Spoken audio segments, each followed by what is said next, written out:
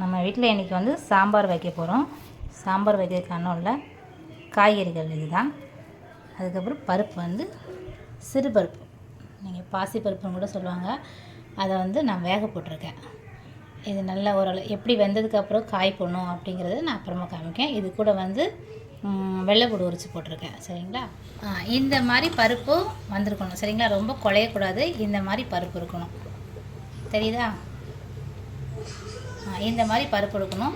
இந்த மாதிரி பருப்பு இருக்கும்போதே நம்ம வந்து காயை போட்டுடணும். காயெல்லாம் நான் வெட்டி வச்சுருக்கேன். என்னதுலான்னா ஒரு 3 தக்காளி, ஒரு கத்திரிக்காய், ஒரு உருளைக்கிழங்கு, ஒரு முருங்கைக்காய். சரிங்களா? இதெல்லாம் வெட்டி வச்சுருக்கேன். வெட்டி வச்சதெல்லாம் இல்லை போட்டேன். இல்லை போட்டு நீங்கள் வந்து என்ன செய்யுங்கன்னா உடனே தண்ணி ஊற்றிடுங்க. தண்ணி ஊற்றிட்டோம் அப்படின்னா நமக்கு வந்து அந்த பருப்பு வந்து அதுக்கு மேலே வேகாது. அவ்வளோதான் அதோட வேக்காடு. சரிங்களா? இதில் வந்து நான் ஒரு கொஞ்சம் மஞ்சத்தூள், 1 டீஸ்பூன் வந்து மிளகாத்தூள். சரிங்களா? இதெல்லாம் போட்டு நான் வந்து கலக்கிக்கிறேன். தண்ணி ஊற்றிருக்கேன் பாருங்கள். தண்ணி விட்டு நீங்கள் தண்ணி ஊற்றிட்டீங்க அப்படின்னா இதுக்கப்புறம் வந்து ரொம்ப வந்து இந்த சிறுபருப்பு வந்து குழையாது. ரொம்ப குழஞ்சிட்டு அப்படின்னா நம்ம வந்து இது இட்லிக்கு ஊற்றி சாப்பிட்ற மாதிரி ஆயிடும். நமக்கு இது சாப்பாடு ஊற்றி சாப்பிட்ற மாதிரி அப்படி வேணும்னா இந்த மாதிரி வேக வச்சுக்கிட்டிங்க அப்படின்னா உங்களுக்கு குழையாது. சரிங்களா? லைட்டாக அதான் வெந்திருக்கும், ரொம்ப குழையாது. இந்த மாதிரி போட்டுக்கோங்க. இது கூட உப்பு போட்டுக்கோங்க. உப்பு போட்டு இது பெசட்டி ஆகட்டும். அதுக்கப்புறம் நம்ம போய் வந்து இதில் வந்து நான் வந்து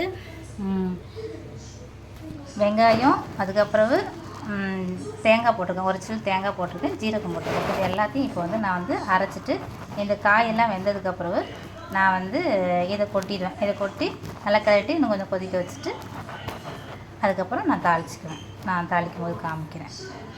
குழம்பெல்லாம் கொதிச்சுட்டு நான் வந்து தேங்காய், அப்புறம் ஜீரகம், வெங்காயம் அரைச்சி ஊற்றி உப்பு போட்டு வச்சாச்சு. கடைசியில் வந்து நான் வந்து மல்லித்தழை போட்டுக்கிறேன். மல்லித்தழை போட்டு நான் வந்து இப்போ ஸ்டவ் ஆஃப் பண்ணிட்டேங்க. இப்போ வந்து நான் தாளிக்க போகிறேன். எண்ணெய் ஊற்றி வச்சுருக்கேன் அடுப்பில்.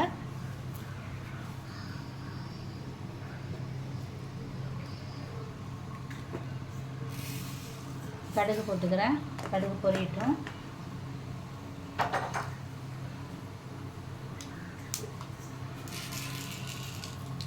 அப்படியே உளுந்தம் பருப்பும் போட்டுக்கிறேன்.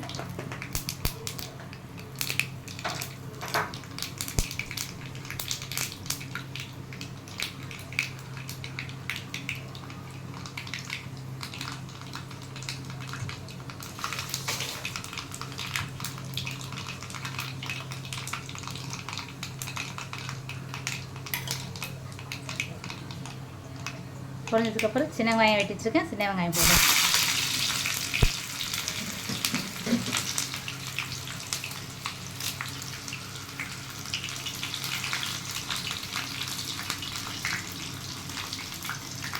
சின்ன வெங்காயம் வெந்ததுக்கப்புறம் இப்போ வந்து நான் கருவேப்பிலை போடுறேன்.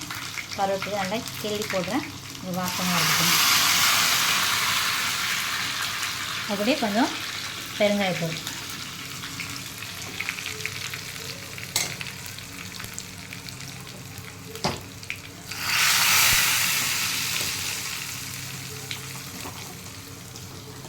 வந்து சாம்பார்